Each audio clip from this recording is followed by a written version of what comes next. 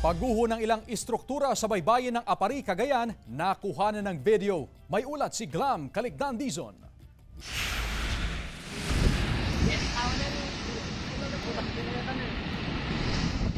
Sa Apari, Cagayan, nakuhanan ng video ang pagguho at pagbagsak ng ilang istruktura sa baybayin sa barangay Padaya dahil sa malalakas na hampas ng alon sa dagat.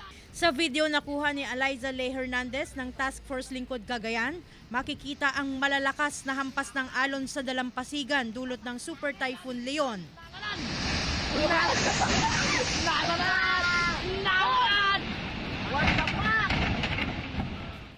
Hanggang sa tuluyang gumuho ang cottage at fisherman's wharf. Napasok na rin umano ng tubig mula sa dagat ang ilang kabahayan sa lugar dahil sa naranasang daluyong o storm surge.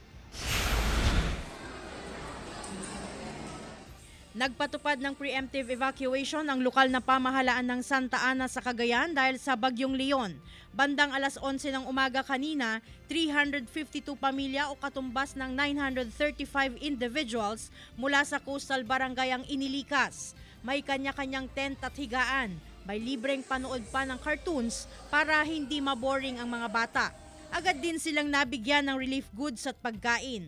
Sa ngayon, nakararanas pa rin ng malakas na hangin at ulan sa lugar. Nagsagawa rin ng preemptive evacuation sa Gonzaga, Cagayan. Sa video ni Dennis Naceno ng Cagayan PD-RRMO, tumulong sila katuwang ang iba pang grupo para madala sa evacuation center ang mga residente para matiyak ang kanilang kaligtasan, lalo na sa banta ng storm surge. Glam Caligdan Dizon, One North Central Luzon.